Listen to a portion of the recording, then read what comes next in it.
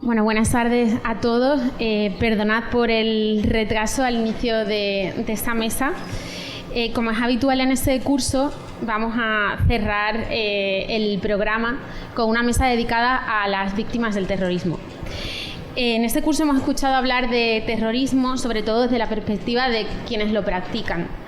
La atracción del mal ha acaparado con frecuencia la atención de aquellos que desde distintas ópticas se enfrentaban y se enfrentan al terrorismo y a las incógnitas que hay por resolver. ¿Quiénes son los terroristas? ¿Qué motivaciones los empujan a utilizar la violencia? ¿Qué estrategias utilizan? ¿Por qué una parte de la población les apoya? Sin embargo, la atención a los victimarios, a los terroristas, a menudo ha arrumbado a las víctimas a los márgenes de la historia y de las narrativas, pese a que todas ellas eran protagonistas de ese relato de terror. Durante años hemos dejado fuera de foco a un colectivo que ahora sabemos que es clave. Las cifras de víctimas del terrorismo yihadista son abrumadoras. Sin embargo, cuando activamos la perspectiva micro, el panorama empieza a cambiar.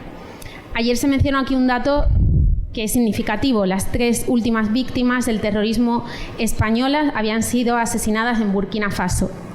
Pero además, cuando nos acercamos a las biografías que se ocultan tras los listados oficiales, nos acercamos a esos detalles clave, el terrorismo adquiere su justa dimensión, aquella que desplaza el foco a las personas que padecen sus consecuencias y que no se quedan en el día que se produjo el atentado que ha marcado sus vidas.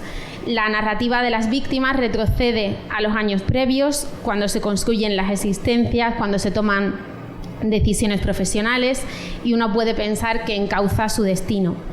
Y la narrativa de las víctimas avanza también hasta el presente, cuando las familias conviven con las consecuencias, cuando las ausencias pesan a puerta cerrada, cuando lidian con la imaginación de lo que pudo haber sido y el terrorismo frustró. En la narrativa de las víctimas, esa que pone a las víctimas en el centro, resulta vital por varias razones. Es moralmente deseable porque las narrativas de las víctimas funcionan como una especie de justicia retroactiva, intenta paliar el olvido, porque las víctimas son voces autorizadas para deslegitimar el terrorismo, incluso porque los testimonios son eficaces para cambiar la percepción de la audiencia sobre lo que es ese fenómeno, y también por algo que ha explicado una periodista, premio Nobel de Literatura, Svetlana Alexievich. Ella decía que hay pequeña, gran gente que es capaz de contar la historia oculta. Y esa historia oculta, esa dimensión del terrorismo, solo la pueden contar las víctimas. Hoy vamos a intentar seguir sacando a las víctimas de los márgenes de la historia en la que han estado muchas veces, y lo vamos a hacer gracias a la generosidad de 2 familiares de víctimas que nos acompañan hoy. Cristina González Garrido es la hermana de Juan Alberto González, es víctima española en el atentado yihadista de la Sala Bataclan en París en 2015. Y Juan Carlos Fernández es el hermano del misionero español Antonio César Fernández, que fue asesinado en Burkina Faso en 2019.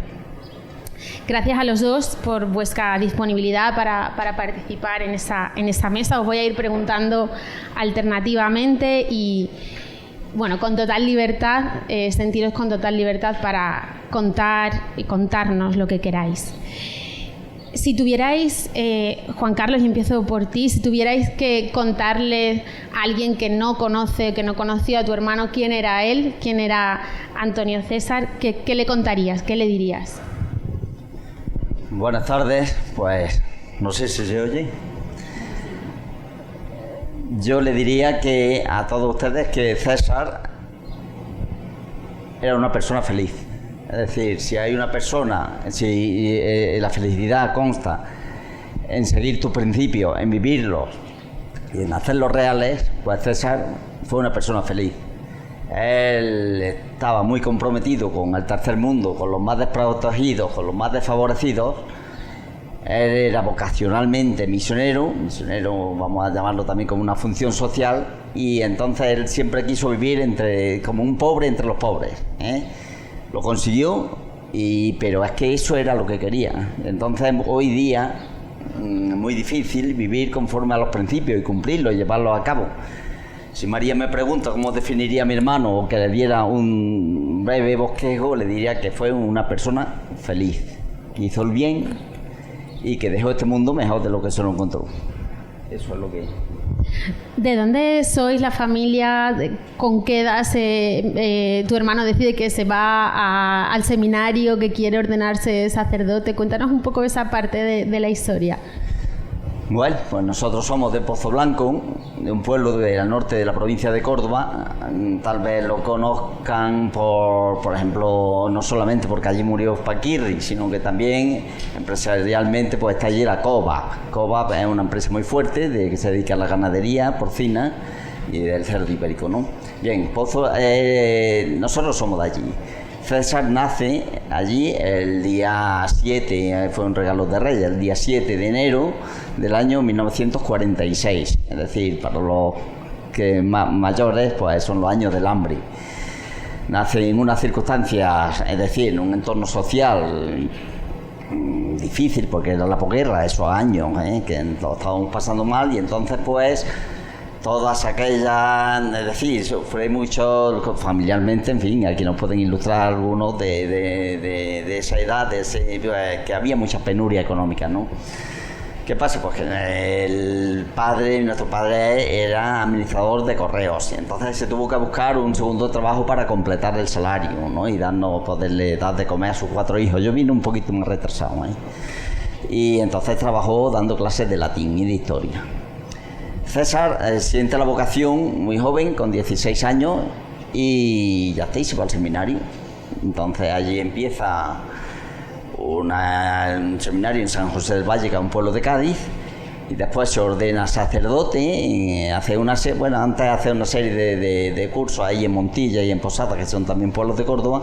Luego se ordena sacerdote en Pozo Blanco y ya empieza ahí su periplo. Está 5 años en Úbeda dando clases, porque él era profesor de historia y de filosofía, y es lo que si me piden una especie de biografía, entonces ahí empieza él a sentirse con la verdadera vocación de salesiano, es decir, atraído por la juventud. Entonces empieza ya con movimientos scout, empieza ya también a organizar diversos grupos a los jóvenes y tal, y de ahí ya marcha a Barcelona. En Barcelona el entorno es completamente diferente. Estamos hablando ya de los años 75 a 77, plena transición.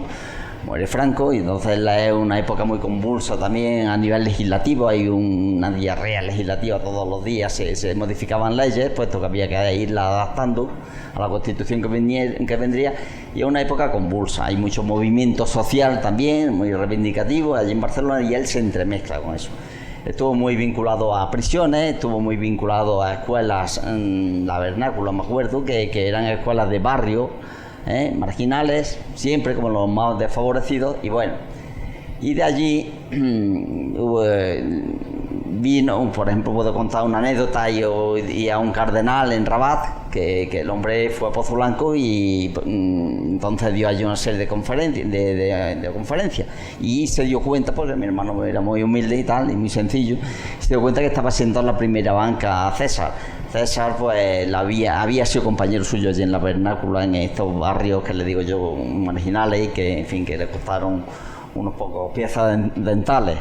Y entonces él le dijo delante de todo el público que en fin que él era el que debía de estar allí dando ese curso y esa clase y esa homilía, y no a él. En fin, estamos hablando de un cardenal que puede ser papa, está hoy día en Rabat, y desde luego muestra una atención grandísima y un respeto reverencial a César. Bueno, desde Barcelona a él lo destinan. Ya saben ustedes que los religiosos pues tienen una especie de obediencia de vida, entonces se deben a lo que les manden, y lo destinan a Ronda, un pueblo de Málaga precioso, y allí le dicen que tiene que cuidar de una comunidad de sacerdotes mayores. Entonces imaginaros también una persona joven, inquieta socialmente, que viene de Barcelona, pues mandarlo a Ronda a cuidar personas mayores, pues es un cambio muy drástico. Y bueno, en Ronda la comunidad religiosa vive en una casa que es visitable por los extranjeros y en fin, en aquella época por los extranjeros, y si van a Ronda también es visita obligada a esa casa, la casa Don Bosco, y entonces pues tiene unos muebles y unas vistas sobre el Tajo que en fin, que en definitiva él tenía que encargarse de atender a los turistas, cobrarles y atender a esa comunidad de mayores. Él, como he dicho, socialmente muy inquieto, y entonces pues con un compañero suyo fundó allí un centro obrero católico. Con los jóvenes sigue haciendo actividades, con primero deportivas y tal, pero luego ya pues, lo va encauzando por la cuestión religiosa, ¿no? De la solidaridad, de la amistad, del compromiso, y hace pues con ellos varios ejercicios, siempre ejercicios espirituales, y en fin, lo que significa tener entretenido allí a la juventud de Ronda. Él ya empieza a solicitar, y no se lo conceden, el irse a las misiones. Empieza hasta 3 veces, lo intenta y le es denegado. Dicen que no, que se mantenga ahí en Ronda y que ya está. Hasta que ya lo consigue. Entonces él lo que quería es, lo que le he dicho antes, al hacer la definición, ser un pobre entre los pobres. Y le dan como misión, como destino, una misión fundacional. Es decir, que allí no había nada. Y va a la República de Togo, completamente a Lomé, que es su capital. A un barrio, pues a los extrarradios de Lomé, lejísimos del centro, por supuesto, y que entonces no hay nada allí, nada. Allí se va con 2 compañeros más, y nada, y fundan la misión. A lo largo del tiempo, él es muy ambicioso y quiere mucho terreno, y va comprando terreno con las ayudas, ya lo he comentado antes, de a María, pues de los parroquianos del pueblo, con la ayuda de instituciones, algo también de los salesianos, pues va comprando terreno y va fundando allí, va construyendo a él, pero construyendo a pico y pala. Tenemos fotos allí, el hombre le gustaba hacer todas esas cosas. Pues la misión, lo que es escuelas de primaria, lo que es talleres para jóvenes, formación profesional, y bueno, pues ya sin olvidar el tema de la evangelización, sin olvidar el tema de los novicios, y de allí pues van a salir también pues quienes serían al fin y al cabo después sus directores, como el inspector tal José. Como son muchos sacerdotes que se han quedado allí siguiendo la misión y que o han venido aquí a Europa o se han quedado allí de religiosos. Y bueno, después ya se queda allí, bueno, sus 2 compañeros, siempre es inevitable coger allí el paludismo, entonces él va soportándolo eso a base de quinina.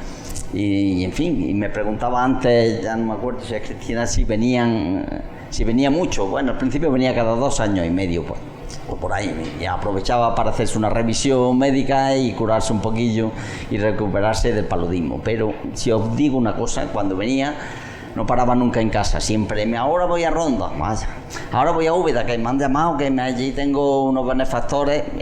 Ahora voy, me han llamado de Madrid, de Delegación de Misiones, que me tienen allí preparados unos medicamentos. Y entonces él no paraba en la casa, siempre, pues, vamos a decir, pidiendo, recolectando para aquello, ¿no? Que siempre yo no sé cómo hacía, pero se llevaba, bueno, ya le he comentado antes a María, en fin, verdaderos cargamentos, entabló relaciones o amistad con un señor vasco y todavía le manda ahí palés, o sea, de estos contenedores para el África. Después ya va cambiándose al norte de costa de Togo, una misión allí en Colobó. Luego va a otra misión, que todo esto en el plano fundacional, a Bobo Dioulasso, que es una ciudad de Burkina, y luego regresa otra vez a Costa de Marfil, a Lomé. En definitiva, él va por los países principalmente que se han movido, han sido Burkina, han sido Togo, la República Togolesa, han sido Costa de Marfil y ha sido esta Burkina. Eso principalmente. Luego al estar también de inspector de las comunidades, pues tenía que viajar mucho, cosa que yo me horrorizaba. Finalmente, bueno, nada, contra la opinión familiar, ya que tenía 71 años, cogen y lo destinan le dicen que tiene que ir en misión también, que tiene que ir a reflotar allí una misión que había, la misión La casa era una uralita y 3 chapas, y llevaba allí 8 años, 2 religiosos, y no habían sido todavía, no habían podido reflotar aquello. Entonces él va, y nosotros, la verdad, ahí la familia sí nos opusimos a los salesianos. Si bien habíamos aceptado siempre todas sus decisiones, esta vez sí que nos revolvimos, principalmente las hermanas hablaron con quien tuvieron que hablar y le dijeron y patalearon para decirle lo siguiente: vamos a ver, si César lleva ya aquí 30 y tantos años, ella mayor, ya ha pasado todo, siempre las misiones han sido fundacionales, ahora va a mandarlo allí a Ouagadougou, que es la capital del Burkina, que eso tiene 36 grados de temperatura media. Recuerdo esta mañana el general que decía: el cielo africano no es claro, no es nublado. Efectivamente, yo no he estado nunca en África, pero me contaba que no se veía el sol, que era una calima, que era un calor tan intenso. Y bueno, allí marchó, y entonces nosotros le decíamos: por Dios, César, que ya ahí el peligro, hombre, se veía ya que cambia. Si bien antes el peligro eran las guerras tribales, las asonadas, las revueltas populares por el hambre, pues contra los gobiernos corruptos, pues que él ha pedido muchas veces ir allí incluso. Pues aquí el tema ya se mezclaba con el terrorismo. Y bueno, en uno salió de muchas, pero en uno de estos viajes, pues nada, pues pasó lo que pasó y ya está. Y entonces lo mataron, y los demás ya, no sé si lo contaron después o ya vosotros lo sabéis. Y esa es un poco la biografía de César. Gracias, Juan Carlos. Cristina, háblanos de tu hermano.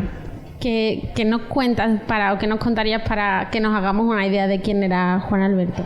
Pues yo voy a decir un poco lo mismo que César. Él era una persona feliz y que daba felicidad a todos los demás. Mi hermano falleció con 29 años, se acababa de casar. Había estudiado ingeniería industrial y él siempre desde muy chiquitito había querido irse a vivir a París. No sé por qué, es verdad que de pequeños viajábamos mucho y de pequeños fuimos a Francia y a Euro Disney, y él pues le dijo a mi madre que él un día viviría allí, y probablemente era la persona más lista, ya no eso, más buena, más genial, o sea... solo hay que ver sus amigos cómo le siguen, pues eso, escribiendo, le han hecho canciones, de todo, ¿no? Y nada, él trabajaba allí, vivía allí con su mujer, que era española y que se habían casado en julio, y nada, era un disfrutón cuando había que disfrutar, le encantaba la música, le encantaban los amigos, le encantaba la fiesta, y era un trabajador cuando había que trabajar. Trabajaba en EDF, que es la empresa estatal de allí de electricidad. Trabajaba en el mundo nuclear y llevaba la parte de diseño electrónico de las centrales nucleares, de una central nuclear que estaban construyendo en Inglaterra. A la vez hacía un MBA. Entonces era una persona que cuando tenía que disfrutaba, cuando tenía que trabajar, trabajaba, cuando tenía que ayudar, ayudaba. Era un Superman, o sea, de verdad, lo tenía todo. Y nada, y él vivía allí, feliz, y yo creo que murió siendo una persona feliz. En la ciudad que quería, con la mujer que quería, con la familia que le queríamos, con los amigos que quería. Entonces, bueno, pues lo mismo que César murió ayudando a los demás, pues yo creo que mi hermano murió sintiéndose realizado y feliz, sabiendo que era un hijo 10, un hermano 10, un marido 10, un amigo 10.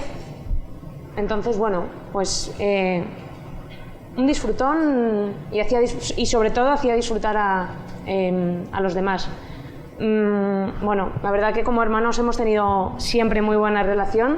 Yo cuando escucho a gente decir, no, es que yo me pegaba con mi hermano y tal, yo digo, joder, jamás nos hemos pegado. Digo, no entiendo eso de me pego con mi hermano, o peleo, o discuto. Y es que sé que ahora seguiría siendo lo mismo, o sea, jamás hemos peleado también porque él tenía... yo soy muy cabezota, y él era todo lo contrario, él era amor, paz, y yo soy un torbellino y él no. Pero bueno, nunca hemos peleado, nunca hemos discutido, es que es amor personificado. Y el amor sigue trascendiendo, y yo sigo quedando con sus amigos 7 años después, y sus amigos nos seguimos acordando, contando historias. Entonces, bueno, es de esas personas que para mí son eternas. Y no para mí, o sea, para mí es eterno porque es mi hermano y yo le llevo siempre, pero para muchas personas es eterno. Entonces, bueno. ¿Hay algún recuerdo, alguna vivencia que tengas con él a la que le tengas especial cariño? Son muchas, pero yo me acuerdo una que como que voy a contar, que muestra cómo soy yo y cómo era él. Viajábamos mucho, y de pequeños pues también un verano pues fuimos a Cabo Norte, ¿no? A la casa de Papá Noel, aunque era verano y tal. Y no sé, yo tendría 10 y él 12 o más o menos, ¿no? Y yo soy muy cabezota, y entonces entramos a un supermercado. Claro, yo ahora tengo 34, pues hace como 25 años, ¿no? Que tampoco era todo tan fácil como ahora. Y yo vi unos conguitos, y yo le dije a mi padre, yo quiero conguitos. Y me dice mi padre, eso no son conguitos, son pasas con chocolate. Y yo, que no, que son conguitos. Son pasas con chocolate. Que no, que son conguitos. Y me dijo mi padre, coge lo que tú quieras, y lo que te lo coges, te lo comes. Efectivamente eran pasas con chocolate. Odio las pasas, me encanta el chocolate, pero odio las pasas.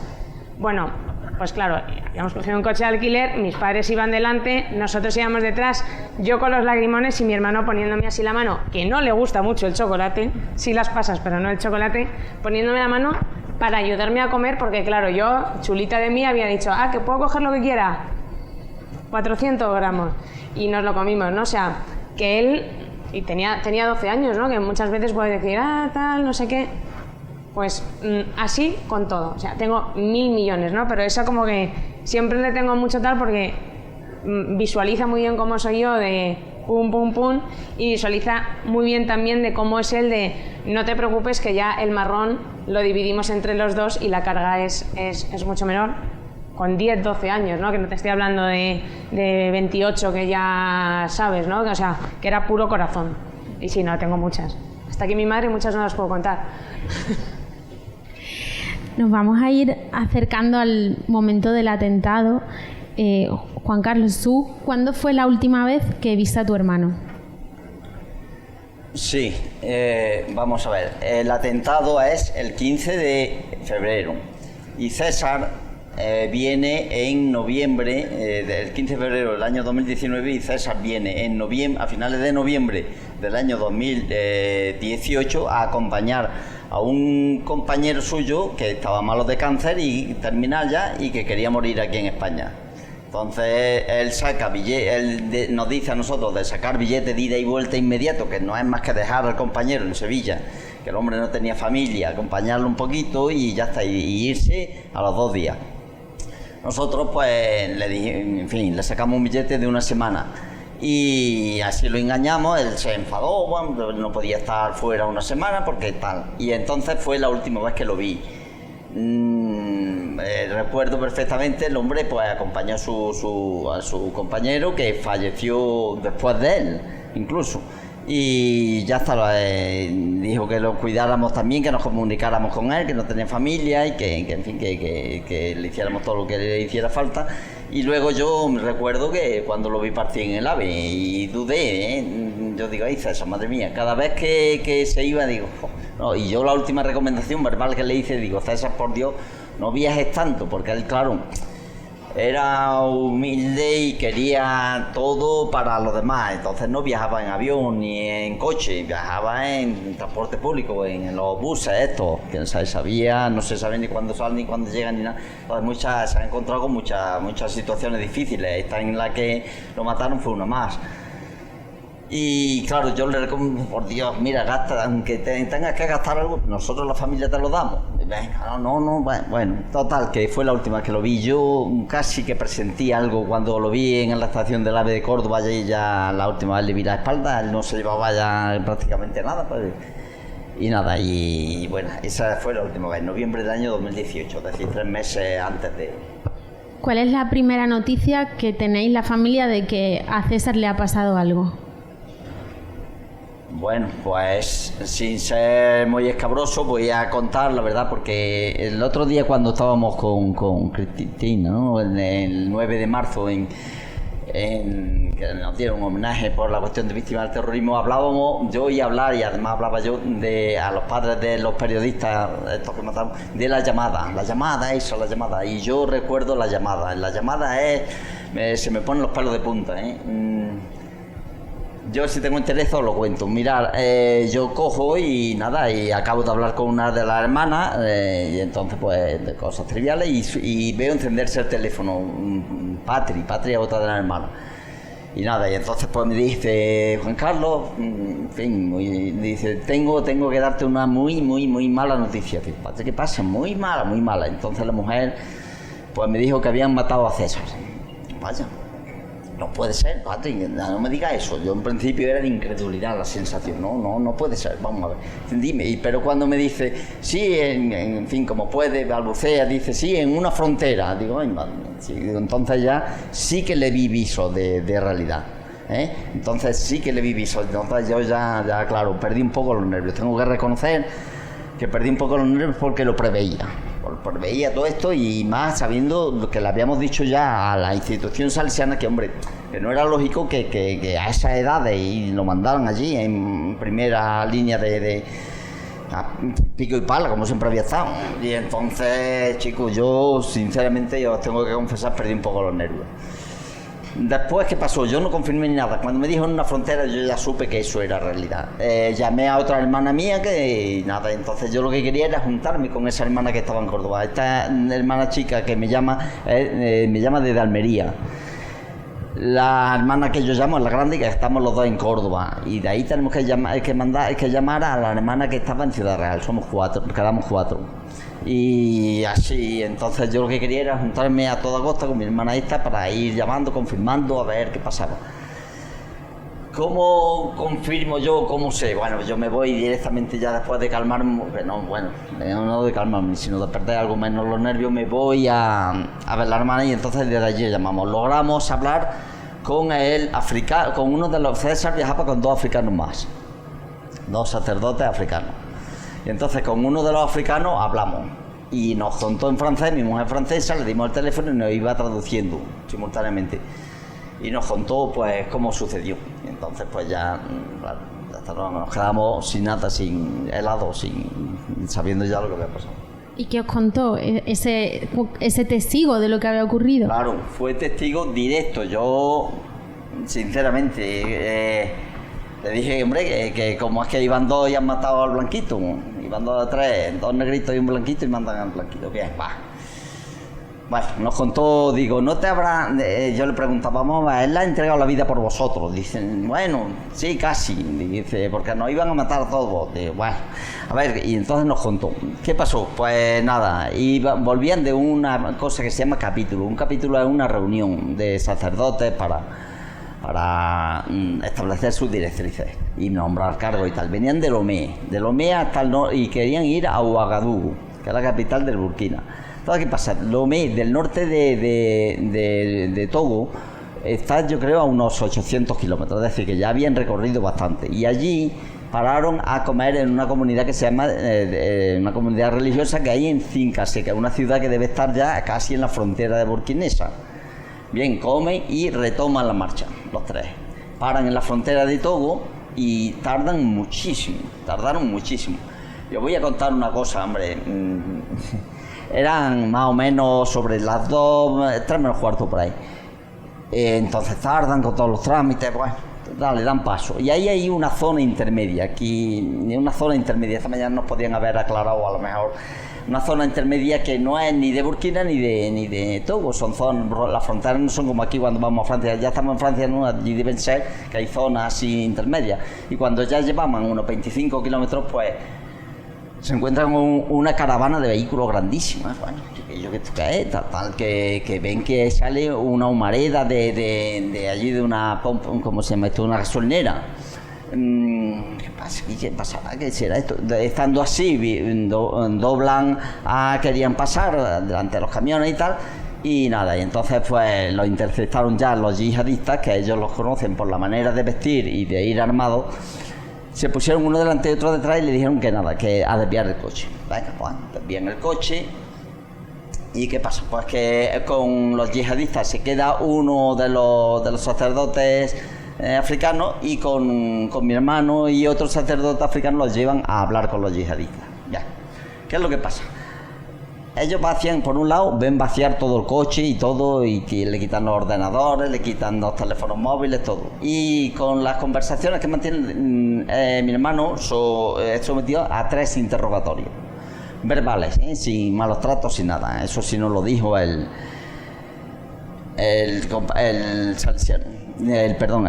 sacerdote africano. Y entonces, ¿qué pasa? Pues que tres le preguntaban qué hacía, que cuánto tiempo llevaba allí, que qué es lo que hacía. Entonces le dijo que, en fin, toda la cuestión suya, ¿no? Pues que estaba en Ouagadougou, que mantenía la misión, que llevaba centros educativos, tenía talleres para jóvenes y en fin, todo. Luego lo llevaron hacia un jefe, una especie de jefecillo. Todo esto estoy diciendo en pleno sol, pues se estaba desarrollando, lo ha hecho, una especie de foresta, le decía el africano. Y yo esa palabra, hombre, aunque no tenga tal vez traducción, pero sí, foresta, bueno, pues es una especie de árboles allí, una especie de islita que había de árboles, una especie de oasis allí y lo interrogan otra vez. Bueno. Y luego ya acaban le dicen, bueno, pues no sabemos en qué va a quedar esto, Total, le dicen de retirarse. Y bueno, ya viene entre ellos hablan, ya parece ser que se oye un avión, y entonces ellos temen con las motos. Esta mañana eso de las motos también me causó una gran impresión, porque es verdad que andan allí con motos, iban en moto, y le dijeron entonces mi hermano sacó un rosario. Y el africano le dice, padre, no saque el rosario, que no sabemos estos que tal van a reaccionar. Y bueno, entonces le dijeron al africano que se volviera, que se diera la vuelta, y se oyeron 3 disparos. El africano se puso las manos en la cabeza porque creía que el próximo iba a ser él. Y nada, entonces oyó la moto, se volvió y ya vio a mi hermano, y en fin, le hizo ya el signo de la cruz, le cerró los ojos, le cogió el rosario. Y en fin, las heridas pues las tiene 2 en el abdomen y 1 en la cabeza. Entonces, pues, ¿qué es lo que pasa? Pues eso fue lo que nos contó sobre la muerte. Luego ya, y después, en fin, cosillas. Cuando uno recibe una noticia así, viniendo de un país tan lejano en todos los sentidos como Burkina Faso, ¿qué hace? ¿Cómo reaccionáis? ¿Qué es lo siguiente que hacéis los hermanos? Bien, bueno, pues si tengo interés también, puedo decir que efectivamente te imaginas, es un esfuerzo de imaginación, ¿no? Dices, ¿cómo habrá sido esto? En una cuneta de los autobuses, te imaginas allí los autobuses a pleno sol en una cuneta, te imaginas ponerlo allí en fila, te imaginas miles de cosas que nos han contado, que nos contaba él, vamos, miles tampoco, a él quitaba importancia, pero en fin, ¿cómo habrá sido? ¿Qué habrá pensado en los últimos instantes? ¿Que se habrá acordado de nosotros, de su misión, habrá estado acompañado? Entonces es un ejercicio de imaginación, de imaginación que nos hacemos, y como no sabemos, pues esto de la foresta, por ejemplo, pues yo lo imagino como un pequeño bosque en el cual pues allí estarían y tal, y en fin, eso, María. Cuando vosotros decidís que queréis traer a César a España, sí, me imagino que ahí, pues por lo que hemos hablado antes también, se abre un camino administrativo, insisto, con un país como Burkina Faso, que todo se vuelve más complicado, sí, y que también para la familia pues supone un sufrimiento añadido, ¿no? Vosotros nos podéis contar algo de cómo son esas gestiones para conseguir traer a César a Pozo Blanco. Bueno, pues al día siguiente de la noticia, eso fue cuando yo recibo la noticia, esa llamada que tanto detesto, fue las 9:30 de la noche. Entonces, imaginaos estas personas, es decir, los 2 africanos, cuando están allí con el cuerpo de mi hermano, y eran las 3 de la tarde, cuando lo mataron, ya llevamos varias coincidencias, como las 3 de la tarde, 3 disparos, bien, 3 heridas. ellos no saben qué hacer. Y entonces deciden, porque le habían quitado los teléfonos también, y deciden pues volverse a la frontera, a Cincasé, a esa ciudad del norte de Togo. Entonces imaginaos que cuando los ven los guardias fronterizos de Togo, dicen, no, por aquí no se pasa, con un cadáver, y ellos insisten, si hemos pasado hace poco, sí, pero ahora esto ya no puede ser, ahora no lo tenéis. Entonces pasan muchas horas hasta que lo llevan a Cincasé, porque luego ahí debe haber la intervención de algún cargo, porque no es fácil y todos lo sabemos, aquí hay policía judicial ahí y tal, y un cadáver no se puede mover por la zona de policía mortuoria y todo eso, pues no se puede estar así yendo y trayendo un cadáver, y menos pasando una frontera. No sabemos cómo, en fin, logran pasarlo allí, y es allí donde nos comunicamos con ellos. Y entonces, pues allí hay una especie de tanatorio y parece que hay una cámara de frigorífica, y allí hacen las primeras operaciones de conservación. Bien, ¿qué es lo que hacemos la familia? La familia nos reunimos al día siguiente todos los hermanos con el objeto de estar juntos, y os voy a decir una cosa, voy a hacer un inciso. Ahí se empiezan a recibir llamadas, empieza la noticia a salir a los medios, y se empiezan a recibir llamadas de confirmación de si este es verdaderamente nuestro hermano, sí, tal. Entre las llamadas está la de la subdelegación de víctimas del terrorismo. Me llama una tal Paloma, que yo no la conocía en principio, y bueno, yo tengo que decir desde aquí, mostrar mi gratitud a la oficina de víctimas del terrorismo por la atención y por todo el ofrecimiento que nos hicieron y el seguimiento que nos han hecho hasta ahora. Y en especial agradezco a la labor en su día de Sonia y ahora de Paloma por su seguimiento. Hecho este inciso, pues nos juntamos el sábado siguiente, y que el sábado, aquello fue un viernes, pues el sábado nos juntamos los hermanos y decidimos qué hacíamos con los restos. Aquello fue una reunión muy íntima, no puedo desvelar lo que, pero se barajaban varias posibilidades: quedarse allí o traerlo para acá. Bien, hasta ahora no. Bueno, entonces hablábamos de hombre, había varias posturas. Mi hermana son muy religiosas, yo también, pero claro, yo quería, en fin, las posturas pues ya los podéis imaginar. Alguien quería que se quedara allí porque era su voluntad y tal, y los salesianos también querían que se quedara allí por ser un referente para África y los africanos, y sin embargo pues también había posturas de traerlo para acá, porque efectivamente se había cumplido su voluntad de morir en África. Él quería a toda costa morir en África. Yo había hablado con él muchas veces de decir, César, si a ti te pasa algo, ¿qué hacemos contigo?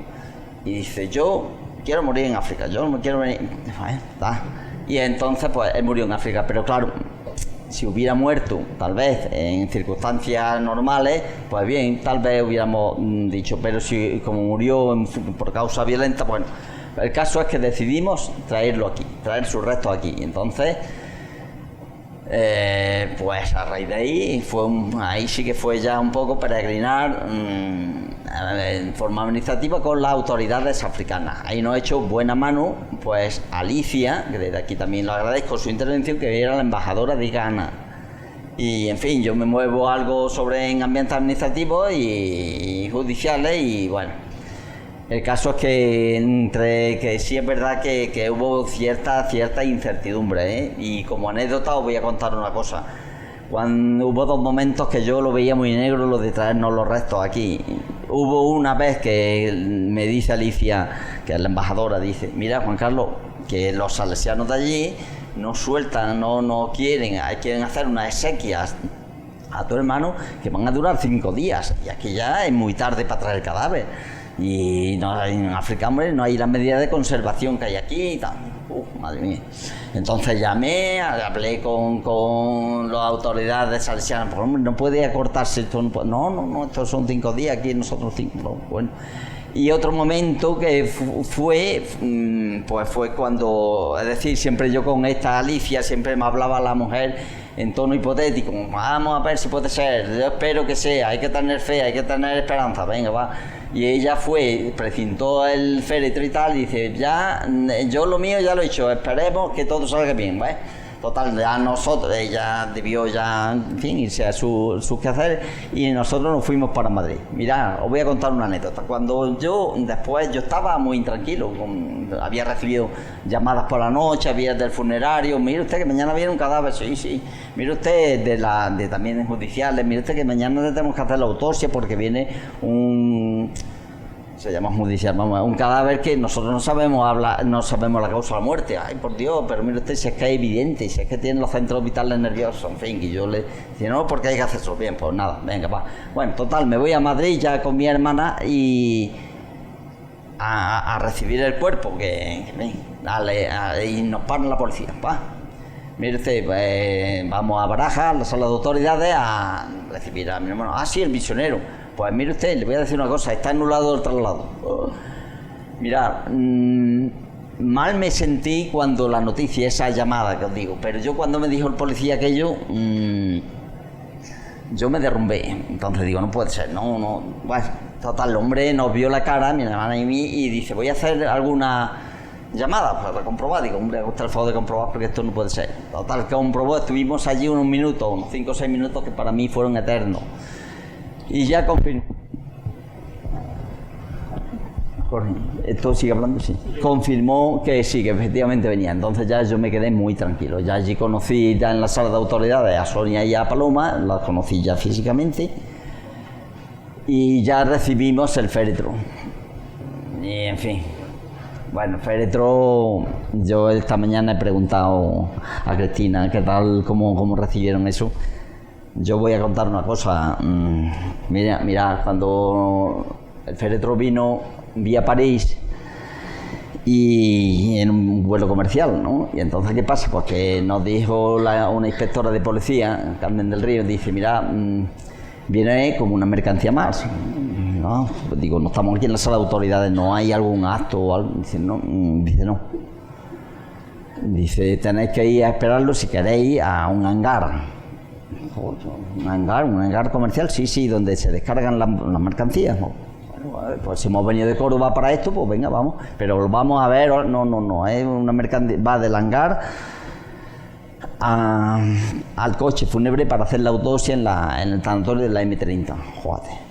Sinceramente, yo me quedé, bueno, pues venga, vamos a ir. Le dije a mi hermana, bueno, vamos a ir a ver qué tal.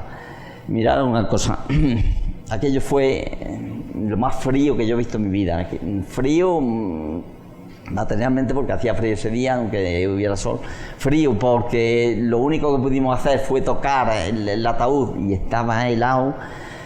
Y frío por la situación. La señora esta, que se agradeceré siempre a la policía, Carmen del Río, la inspectora, dijo, ¿os lo he advertido? Digo, sí, en fin, la mujer nos consoló allí.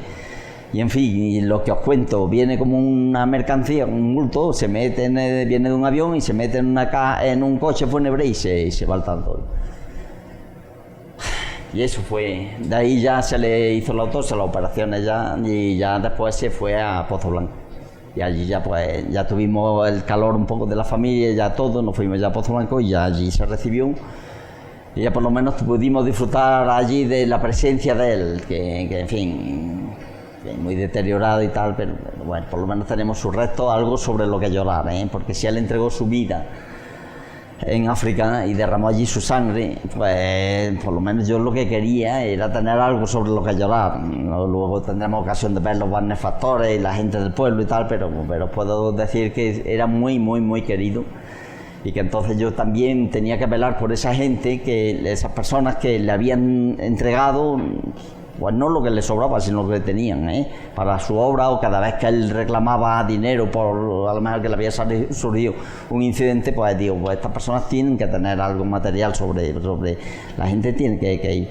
Y de hecho, pues bueno, aquello no es que sea una peregrinación, pero siempre hay gente allí poniendo flores en la tumba, o en fin, o rezando, o encomendándose allí.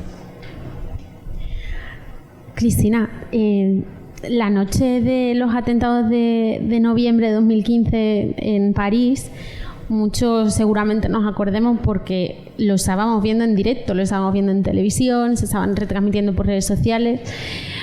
¿Vosotras cómo os enteráis de que puede ser que a tu hermano le haya ocurrido algo? Pues mira, yo vivo en Salamanca, de aquellas vivía en Salamanca por trabajo y normalmente solía volver todos los fines de semana, pero ese fin de semana no volví.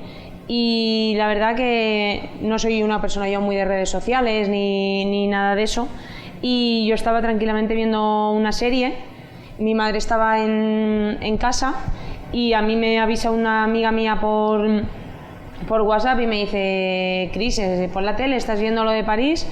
Y a mi madre lo mismo, le avisan: oye, ¿habéis visto lo de París? ¿Está el niño bien? No sé qué. Y pues nada, justo llamo a mi madre me ha dicho que sí, que lo acaba de ver. Intentamos hablar digo, bueno, no sé, vamos a llamarle, ¿no? Mi madre sí, bueno, yo sabía que estaba en un concierto, mi madre también, pero no, tampoco, oye, que me voy a un concierto, ¿no? Tampoco, oye, me voy al concierto de la sala Bataclan, no sé qué, ¿no? Pues voy a salir. O sea, actúas normal porque siempre piensas. Yo hoy le he dicho a mi madre: voy a cenar con las niñas del colegio, no le digo voy a cenar con las niñas del colegio a tal hora, no, pues al final tampoco tenemos una comunicación constante y diaria, pero normal, porque nunca piensas, ¿no? Y entonces pues nada, yo llamo a mi madre, hablamos con la hermana de mi cuñada. Yo esas 24-30 horas, bueno, no tanto igual, pero esas 10-12 horas primera, no sé si fue antes el huevo o la gallina, o sea, no sé si yo llamé a la hermana de mi cuñado, la hermana de mi cuñada me llamó a mí, o sea, no pongo la mano en el fuego por nada. Yo sé que hablé con la hermana de mi cuñada, la hermana de mi cuñada me dijo que sí, que había hablado con mi cuñada, que estaban en el total, que yo obviamente tenía un estado de nervios, que no podía conducir un Salamanca a Madrid. Llamé a un amigo y le dije: llámame a mi casa, porque estaba mi hermano. Y en un determinado momento, yo creo que mi cuñada también en estado de shock dice que sí, que si estaba en una ambulancia, que no sé qué. Total, que mi madre se coge todo esto a las 11 de la noche. Llamamos a los teléfonos esos que ponen, a nosotras no voy a decir no sirven, a nosotras no nos sirvieron. Nos dijeron que no, que era muy poco probable que un español estuviese ahí, que no sabían nada. Al principio nos dijeron que no estaba en la lista de fallecidos, de la que se fue mi madre en el primer vuelo del día siguiente, porque solo quedaba una plaza a las 7 o a las 6, 7 menos 10, y yo me cogí un vuelo sobre las 9, 9 y media con la hermana de mi cuñada y con su novio. Y de la que íbamos llamando, y al principio nos dijeron que no estaba entre las listas de víctimas confirmadas. Y nada, pues pensando que estaba en un hospital, pues hospital tras hospital, mi madre con mi cuñada por un lado, nosotros por otro, estaban desbordados. Ibas allí, yo sé inglés pero no sé francés, mis concuñados pues casi que lo mismo. Mi hermano era una persona muy normal, o sea, no tenía tatuajes, una persona alta, blanca, con ojos color miel, verde, pecoso, pues como casi todo Francia, ¿no? Y nada, nos fuimos dividiendo hospital por hospital con una angustia que flipas, de aquí no, iros allí. ¿Tenía algo? Pues no, mire, no tenía nada. No tenía nada. Tendría su acreditación, su DNI, de lo que sea, iba tal vestido, no sé qué. No, pues mira, aquí no. Pues hospital tras hospital, París tiene unos cuantos. Nada, hasta que al final, en un determinado momento dijeron que habían puesto un gabinete de crisis en la escuela militar, que toda la información se iba a dar a través de ahí, que fuésemos. Nada, fuimos a la escuela militar y allí pues un montón de mesas circulares con un montón de familias alrededor de la mesa. En un determinado momento, claro, nosotros estábamos más o menos al habla con la embajada o con el consulado y tal, y nada, en un determinado momento nos dijeron: ¿por qué no os venís al consulado? Y mi madre dijo que no, que toda la información la daban allí, y yo le dije: bueno, pues ya está. Yo me fui con mi padre, ya había llegado también mi padre, los padres de mi cuñada, y mi padre y yo nos fuimos al consulado o a la embajada, y mi madre se quedó en la escuela militar. Y a mí me lo dijeron con mi padre, que nos lo dijo el cónsul, y a mi madre se lo dijeron con mi cuñada en la escuela militar. Él jamás había salido de la sala. Luego, con el paso del tiempo, nos fuimos enterando de más cosas, pero él nunca había estado en un hospital, nunca había salido de la sala. Y nada, luego, como ahora ha sido el juicio, pues ahora pues nos hemos ido enterando de lo que pasó. De aquellas no sabíamos tampoco mucho más. Ya nos juntamos todos en la embajada y en el consulado. Obviamente nosotros lo primero que queríamos era verle, cerciorarnos, tocarle. Estaban desbordados, la verdad. Yo creo que se paralizó el país y ellos estaban totalmente desbordados. Y nada, el cónsul nos dijo que bueno, que en Francia, que no tenían tanta experiencia, que eran un poco lentos, que las cosas se demoraban, que no sé qué, que si quisiésemos que nos fuésemos para España, que ya nos lo mandarían. De lo cual nosotros dijimos que no nos íbamos a ningún lado. Mi hermano vivía allí, y al final las cosas, con el cariño que las haces tú, no las hace nadie. Y bueno, pues nos encargamos nosotros de todo a título personal. Allí no tuvimos ninguna ayuda psicológica por parte de nadie, no tuvimos ninguna ayuda de traductor por parte de nadie, no tuvimos una ayuda económica por parte de nadie, que yo siempre lo digo, yo doy gracias a Dios de que podemos estar allí una semana, sabemos francés, no sabemos manejar, hemos viajado. Yo algunas veces digo, esto le pasa a otras personas igual con menos recursos y no sé, pero nosotros los 10 días que estuvimos allí, del 14 al 23, todo lo hicimos nosotros. O sea, yo me acuerdo, mi madre y yo, las dos solas, escogiendo el ataúd. Y claro, tiene que ser un ataúd no sé cómo, porque tiene que viajar, y todo eso no lo sabes tú. Y el tío te lo dice en francés. Y yo, desde luego, sé francés lo justo, y ataúd no está entre mis palabras. Entonces, no tuvimos ayuda económica, estábamos lejos de nuestra familia, estábamos lejos de absolutamente todo. Pero bueno, sacamos fuerzas de flaqueza, y nos enteramos a través de... había una juez allí, de magistrada de enlace, que conectó mucho con mi madre, pues porque la señora hablaba castellano, había estado en España de joven y seguía manteniendo, la familia con la que había estado se llamaba Garrido, y entonces como que empatizó mucho con mi madre, y ella nos ayudó muchísimo. Y ella nos dijo, no, mira, voy a ver si le podéis ver. Para mí, el peor momento, el verle a través del cristal. O sea, yo no sé cómo no partía aquel cristal, porque eso para mí, el peor momento, ese que le ves y no le puedes tocar, eso es para mí la peor sensación de todas, porque es verdad que cuando te lo dicen y estás en estado de shock, después de haberte recorrido todos los hospitales, no haber encontrado absolutamente nada, no eres tonta. Mi cuñada tampoco, la pobre, sabía muy bien, estaba en un estado de shock brutal, porque ella estaba con él allí en el concierto. Y entonces, para mí, ese primer momento es el peor de mi vida, sin absolutamente sin ninguna duda. Y luego ya, bueno, pues no teníamos otra cosa que hacer. Por el día hacíamos las gestiones, y estaba en una cosa que se llamaba el Instituto Médico Forense, y bueno, pues por las noches íbamos ahí un ratito a la puerta a sentarnos, a nada, porque no lo podíamos ver, porque ya era por la noche, pero bueno, íbamos allí a sentarnos, a estar con él. Le vimos, no sé, en esos 10 días pues igual le vimos 3 o 4 veces, y ya el día 23 nos dijeron que nos podíamos despedir. Antes de cerrar el ataúd le pudimos también tocar, y nada, y ya pues vinimos, y ya está, y pues ya vinimos aquí. Dices que al principio no sabíais lo que había pasado. No.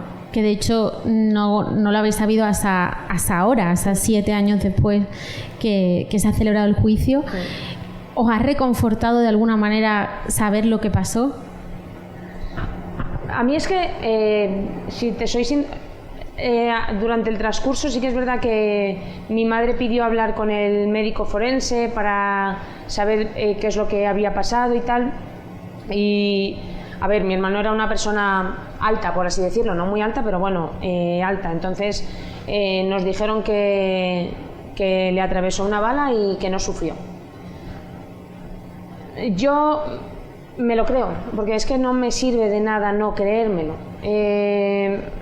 Ya lo he dicho antes, murió siendo una persona feliz, siendo una persona realizada, siendo una persona que no tenía ningún cargo de conciencia, que sabía que su familia le adoraba, que él adoraba a su familia.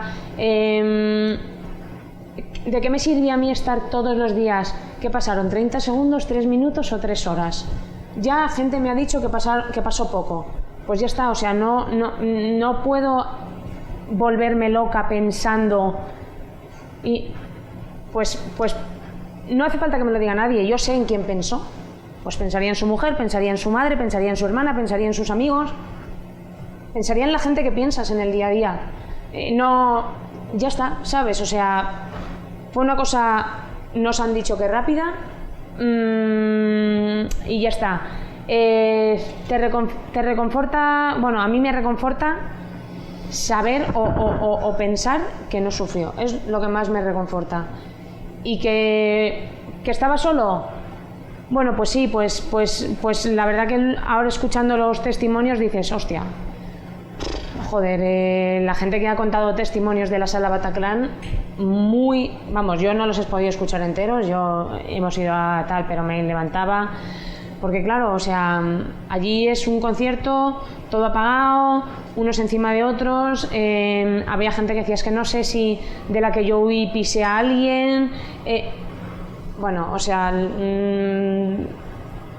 pero yo me voy a los 29 años. No se va a resumir la vida de mi hermano en 30 segundos, en 3 minutos o en 3 horas. La vida de mi hermano se va a resumir en 29 años.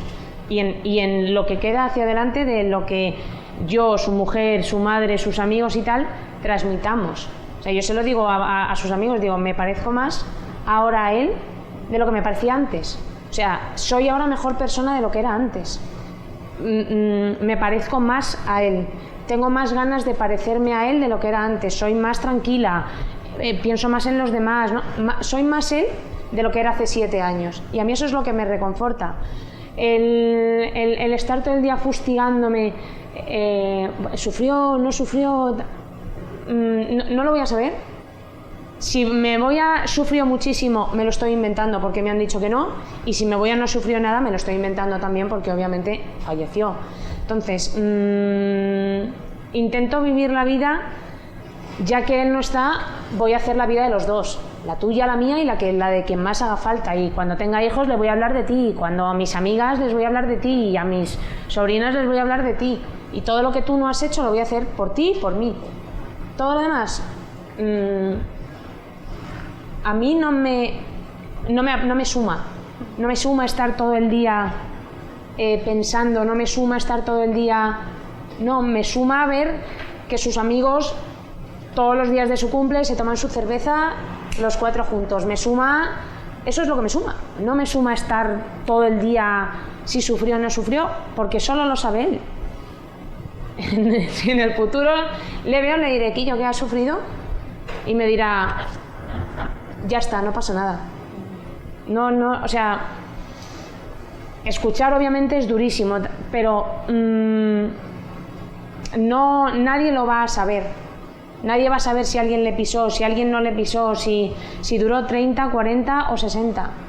Pues yo prefiero decir, bueno, pues ya está, ¿sabes? No quiero resumir su vida en esos 30 segundos. Sé que los 29 años que vivió no sufrió. El juicio ha sido muy largo, ha durado 10 meses. Sí. Vosotras habéis estado, hablábamos antes, yendo constantemente a París para asistir a algunas de las sesiones. Sí.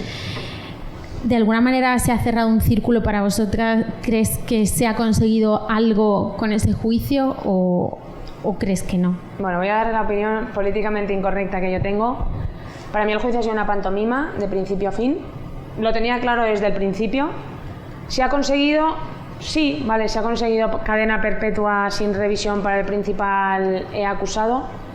Pero para mí volvemos a lo mismo. A mí me apetece que la muerte de mi hermano sirva para algo. Para mí hay gente culpable y hay gente responsable. La gente culpable, algunos de ellos están identificados, están juzgados en unas penas que a mí no me parecen justas y me parece justo que una persona tenga cadena perpetua así, pero por ejemplo a una persona que ayudó a Salah Abdeslam, que fue el principal acusado, a huir el día de los atentados con las fronteras cerradas, que el juez dice que sabe perfectamente lo que pasó y le ayudó a huir, que a esa persona le caigan 6 años, pues yo me río. O sea, es que me río porque es mejor reírte, porque si no vives encabronado todo el día. Porque recordemos que luego Salah Abdeslam se fue a Bélgica a hacer otros atentados. Entonces, claro, si solo te vale 6 años llevar a una persona que acaba de cometer un atentado, que tú sabes que acaba de cometer un atentado, y llevarlo a otro país a que cometa otro atentado, y esos son 6 años, pues entonces yo digo, ¿pero esto qué es? ¿Esto qué es? Si a la Pantoja le han caído 8. Yo entonces no entiendo lo barato que sale matar. Entonces, aparte de esa gente culpable, volvemos a lo mismo. Ese mismo día que Salah Abdeslam huyó, le pararon en un control, le dejaron pasar. ¿Ese policía sigue en activo? ¿No sigue en activo? ¿Ese policía no lo detiene porque alguien no se lo ha dicho? O sea, para mí la única manera de que esto sirva para algo es que yo esta noche, cuando salga a cenar con mis amigas, pueda ir tranquila de que no me van a pegar 4 tiros en una terraza. Y para eso hace falta tener la valentía de coger y decir: tú no vales, tú no vales, tú no vales, tú no vales, tú estás aquí por motivos políticos, tú estás aquí por motivos políticos y tú estás aquí por motivos políticos, y sois unos inútiles. Porque la sala estaba amenazada, el grupo estaba amenazado, París estaba en alerta terrorista y los policías tardan en entrar 45 minutos. Pero estamos locos. ¿Pero cuántas vidas se podían haber salvado en esos 45 minutos? Entonces, ¿quién coño dio la orden de que no se entrase ya? Esa persona, no sé quién es, no lo han explicado y desde luego no tiene capacidad para estar tomando decisiones. Entonces, hay gente que es culpable y culpabilísima, y esa gente en la cárcel. Pero se trata de que la gente que fallezca para un mundo mejor, lo mismo que decía él. Mi hermano hacía un mundo mejor a los de su alrededor. Pero yo lo que quiero es por lo menos poder decir: joder, con la sangre de mi hermano hemos tenido el coraje como sociedad, porque es que parece que la sociedad política no tiene absolutamente nunca ninguna responsabilidad. Yo trabajo en el mundo nuclear y como yo mañana la líe, voy a la cárcel. Un arquitecto como la líe va a la cárcel. Un médico como la líe va a la cárcel. El ministro del Interior, que lo único que se dedicó a decir es: París tiene muchas salas, no podemos poner policías en cada una de la puerta, que yo en eso estoy totalmente de acuerdo, y lo único que le digan es eso. Ah, vale, yo con eso no me quedo. ¿Cómo tardaron 45 minutos en entrar a una sala sabiendo que había terroristas dentro? 45 minutos en entrar. ¿Cuántas vidas se pudieron salvar en esos 45 minutos de las 90 personas que fallecieron allí? ¿Cuánto sufrimiento se pudo haber salvado? Entonces, como a mí personalmente me parece: como hemos puesto cadena perpetua a Salah Abdeslam, ya vale. No, eso es lo mínimo. O sea, ya lo único que me faltaba es que una persona que ha matado a 130 personas no tenga cadena perpetua. Pero es que no es... vale, como no es un caramelo. O sea, yo no me conformo con tu caramelito de si ha puesto una cosa que nunca se había puesto en la historia de Francia. Claro, se ha puesto una cosa que nunca había puesto en la historia de Francia porque nunca había pasado un atentado de estas características en la historia de Francia. Pero más allá, ¿qué? Se trata de que podamos estar tranquilamente, se trata de eso, políticamente, socialmente, como sociedad, que todas las personas que han estado involucradas en esa sala, todas se hayan ido a Siria después de pasar por la cárcel. ¿Eso qué? ¿Eso no es culpa del Estado francés? Es que yo, igual, pero no sé. Si es como si yo, que trabajo en una instalación nuclear, todas las personas se mueren después de pasar por mi instalación nuclear, algo de culpa tendré yo, ¿no? Entonces, que todas las personas, o que el 80% de las personas que están ahí sentadas se hayan ido a Siria y se hayan radicalizado en la cárcel, ¿eso no decimos nada? Pues nada, pues seguimos. Entonces, a mí, una tomadura de pelo de 10 meses. A mi forma de ver, hay gente que le ha parecido... A mí, como voy más allá, como no me quedo en una cosa, sino que quiero que esto cambie el mundo, quiero que personas como César cambien el mundo, quiero que personas como mi hermano cambien el mundo, pues me parece que hay que ser más valientes de lo que se es. Juan Carlos, en el caso de César, por supuesto, la investigación, si es que podemos llamarla así, es totalmente diferente. ¿Qué sabéis vosotros a día de hoy de los responsables de su asesinato? Bien, María, pues sí, es diferente, de luego. Quiera que no, pues no es igual Francia que Burkina o Togo. Yo puedo decir lo siguiente, vamos a ver. En principio me preguntaste ya antes que qué reacción. En fin, yo no me fui a los autores, yo siempre he ido a las víctimas, ¿no? A mi hermano y a su comunidad. Digo, los pobres africanos allí ahora, los talleres, ¿qué va a pasar? ¿Qué va a pasar con la misión? Si se va a hacer, porque claro, si se va a terminar, que es a lo que dedicamos ahora todos los esfuerzos. Ha sido verdaderamente conmovedor el testimonio de Cristina en relación a continuar su labor, ¿no? Y sus directrices de su hermano. Pues en este caso con César pasa igual. Nosotros todos lo tenemos fijado, el Pozo Blanco también, en continuar y bien.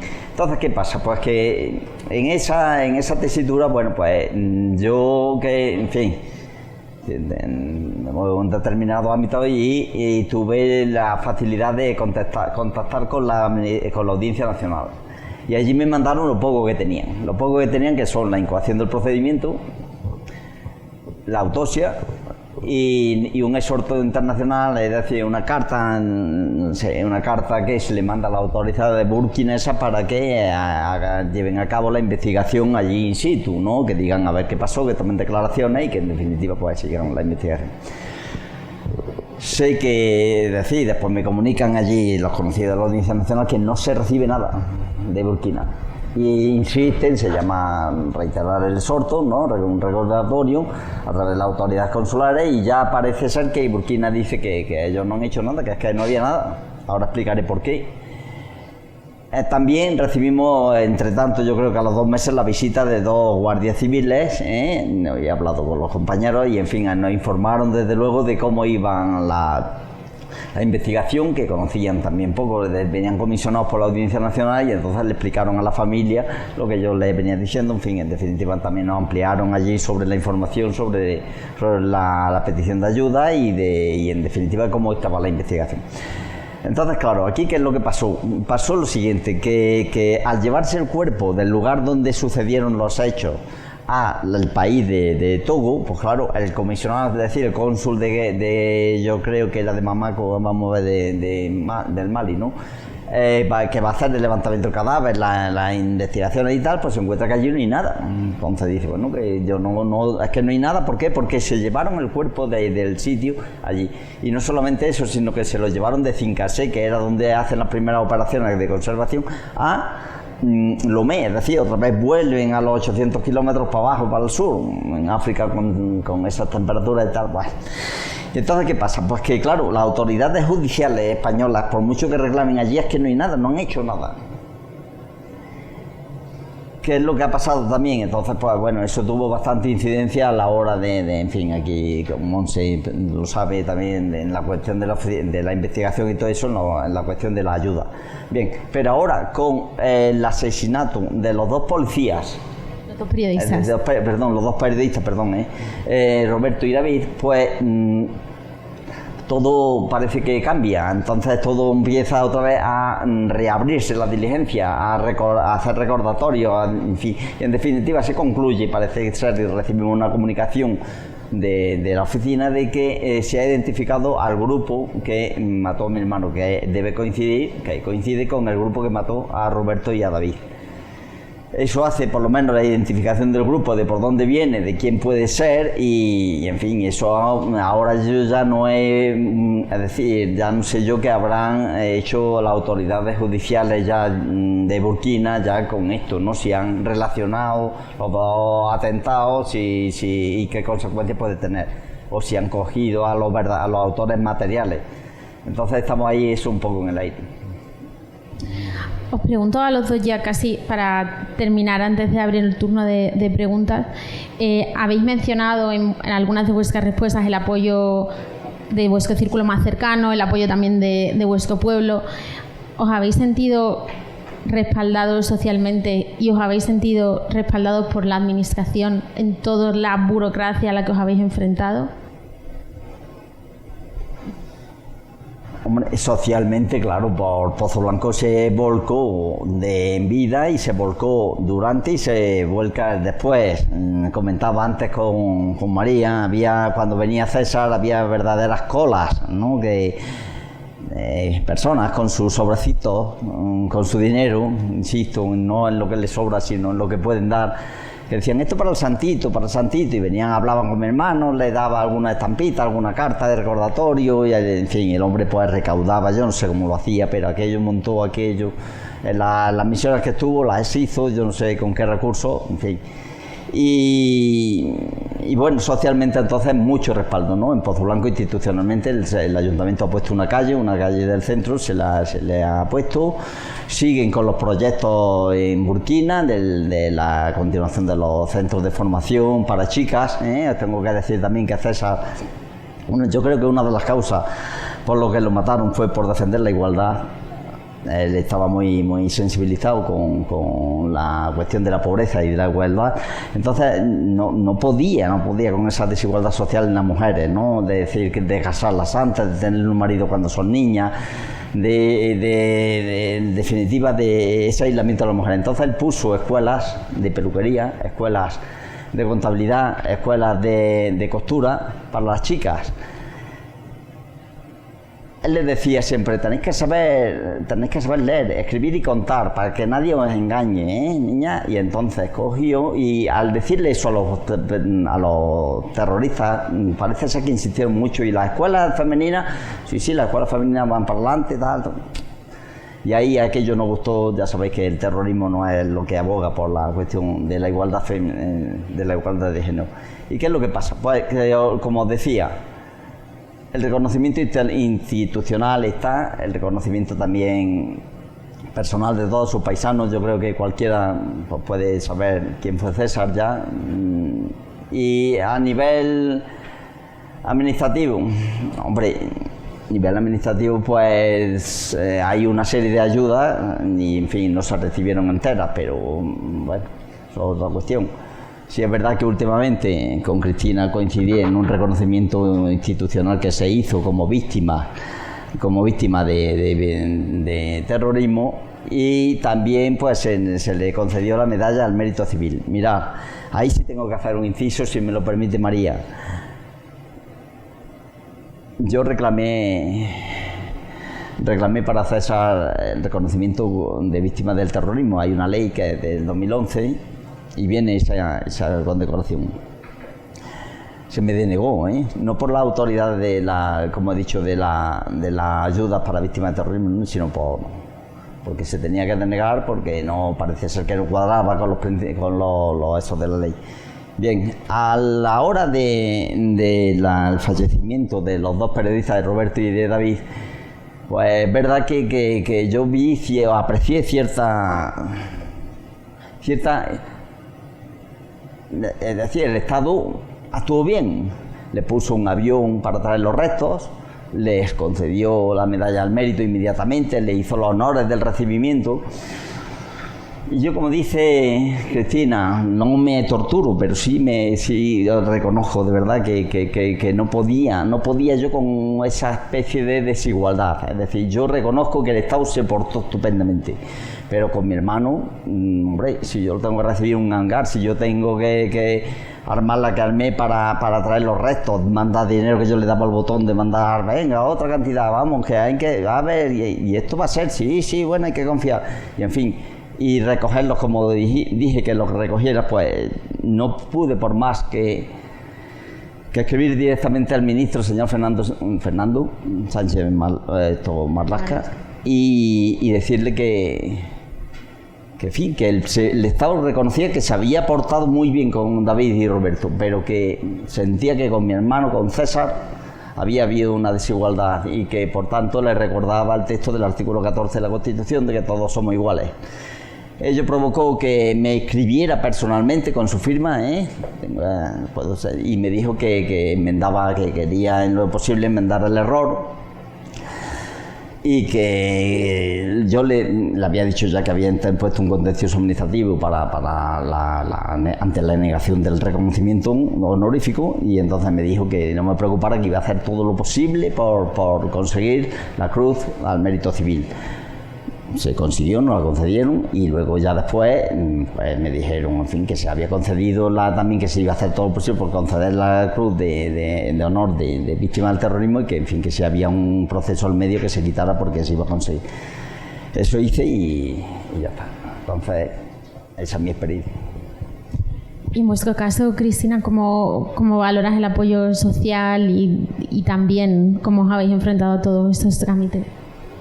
Bueno, a ver, el apoyo principal siempre, y la gente que se vuelca siempre sin que tú le tengas que pedir ayuda, que para mí es lo importante, ¿no? O sea, al final no soy yo quien te tengo que llamar a ti para pedirte ayuda. Yo creo que, para empezar, porque yo no sé qué tipo de ayudas existen, y luego mucha gente, entre las cuales yo me incluyo, yo sobre todo lo gestiona mi madre, yo si no, probablemente no habría nada, ¿no? Entonces yo creo que la función tiene que ser oye, existe esto, queréis, por lo menos de primeras, ¿no? De saber si la familia, porque hay dos tipos o muchas formas, no dos tipos, ¿no? Muchas formas de enfrentarse a esto. Hay mucha gente que quiere obviar el tema y no pertenecer a nada de esto porque le hace peor, porque le recuerda, y es totalmente respetable, y hay mucha gente que, oye, pues a mí me apetece participar en estos porque me reconforta, porque me siento entendida en este tipo de círculos, porque es a personas que le ha pasado lo mismo, y luego hay gente que, bueno, pues en mitad, ¿no? Entonces, para mí la ayuda tiene que ser siempre proactiva por parte de las personas que tienen que dar la ayuda, ¿no? Yo no te tengo que pedir, oye, dame una ayuda, porque no sé que existe, porque igual me da vergüenza, ¿no? Pero yo algunas veces lo he hablado también con gente víctima, ¿no? Que tampoco a mí me reconforta. No hablo económicamente, pero vamos a hablar económicamente. A mí no me reconforta recibir dinero por mi hermano, o sea, no me gusta ese dinero, si te soy sincera. Entonces, nosotros allí, ya lo he dicho antes, no recibimos absolutamente ningún tipo de ayuda. O sea, todo lo hicimos nosotras con nuestro nivel de francés, con nuestro nivel económico y no recibimos ayuda psicológica. Me acuerdo que a mi madre le dijeron que había un psicólogo por parte de Francia, ella no estaba en condiciones de hablar francés, el psicólogo hablaba inglés, ella me lo decía a mí, yo le traducía al psicólogo, o sea, una situación como lo más extraño del mundo, que yo le dije, mamá, digo, esto no nos está ayudando, digo, hemos venido aquí un día y digo, esto es, o sea, yo te lo he dicho antes, o sea, y es lo que entiendo que debe de ser. Cuando pasó el 11M, cuando pasó el accidente de avión de Las Palmas, cuando no sé qué, veo que se vuelcan psicólogos de la Cruz Roja, psicólogos de asociaciones y tal. Nosotros allí, cero ayuda. Vinimos aquí, el ministerio sí que nos puso un psicólogo, Pero bueno, por ejemplo, ahora ha sido el juicio, una llamada de, oye, ¿estás bien? A mí no, a mi madre, que yo es que no quiero, no necesito, o sea, soy una persona como muy tranquila para eso, pero Cristina, ¿estás bien? ¿Necesitas algo? Desde la embajada si necesitas algo, también ha sido durante momentos de COVID que no sabíamos si podíamos viajar, no podíamos viajar. Durante los 7 años allí se han hecho conmemoraciones. En ningún momento ha ido absolutamente nadie de la embajada ni del consulado. Entonces, bueno, yo como no espero nada, me da igual. Pero entiendo que si estuviese en una posición en la cual tengo que esperar, pues no estaría del todo satisfecha voy a decir. Entonces, como no espero, bueno, sé que mi madre ha llamado algunas veces para pedir ayuda y tampoco han sido muy positivas. Entonces, no es solo te pongo un psicólogo y ya.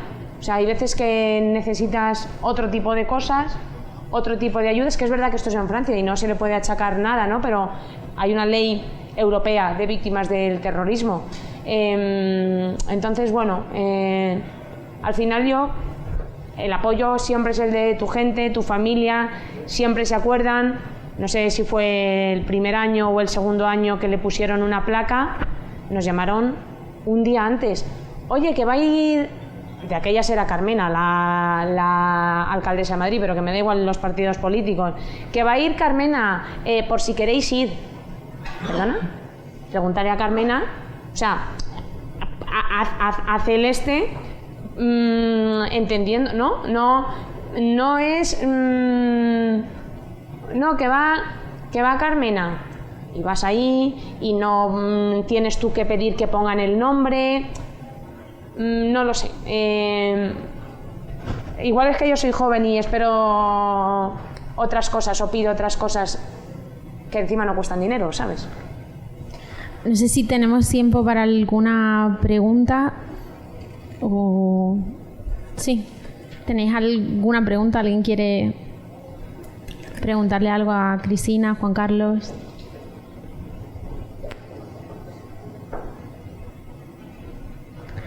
Qué bien nos hemos explicado. Habéis explicado muy bien. Pues si queréis, para cerrar la mesa, una frase o una respuesta breve, sí que os pediría que dijerais cómo os gustaría que recordaran a vuestros hermanos. Bueno, esta mañana alguien preguntó que qué pintábamos allí, en nuestras fuerzas que pintaban en África. Y se respondió muy bien. Se dijo, pues bueno, hombre, allí tenemos el sur nuestro, hay muchísimas razones por las cuales nosotros tenemos que estar allí. Y también muchas veces nos podemos preguntar qué hacen los misioneros. Misioneros, aparte de evangelizar, pues fundan también escuelas, luchan por la igualdad, están socialmente muy comprometidos, atienden con vuestros donativos, con los donativos de la gente, atienden a personas, ya fuera institucionalmente, sino personas que llegan con hambre y entonces los ponen allí a cavar o a hacer algo y para luego darle algo de comer. Y en definitiva tenemos que estar allí. Hay unas razones como, por ejemplo, pues culturizar, unas razones de lucha contra el terrorismo a base de escuelas, no ya de armas. Lucha contra el terrorismo a base de educación, de igualdad. Y en definitiva, por eso hay que luchar. Hay que luchar también porque este título del curso no se dé nunca más. Es decir, futuro del terrorismo yihadista, por Dios. Que no tenga futuro esto nunca y que viva la libertad y la educación, que es por lo que lucharon, en definitiva, todos estos, vamos a decir, también víctimas y mártires sociales y religiosos, en caso de mi hermano. Solamente eso. ¿En tu caso, Cristina? Yo, ya lo he dicho antes, yo, intento vivir por los dos. Intento vivir haciendo lo que él no ha podido hacer, pues hacerlo por los dos. Y lo he dicho antes, esto aunque parezca un poco tal, me ha hecho no mejor persona, pero sí parecerme más a él, lo cual sí que me hace ser mejor persona y eso, y que no podamos estar tranquilos en las terrazas, en los bares. Yo algunas veces que doy alguna charla en algún instituto, que no fomentemos el odio, la violencia y nada. Y yo es que como le llevo siempre, siempre voy a ir con él. Pues muchísimas gracias a los dos por vuestra generosidad, también por pasar el trago de contar todo eso. Es necesario y tiene un valor inigualable lo que hacéis, así que mil gracias.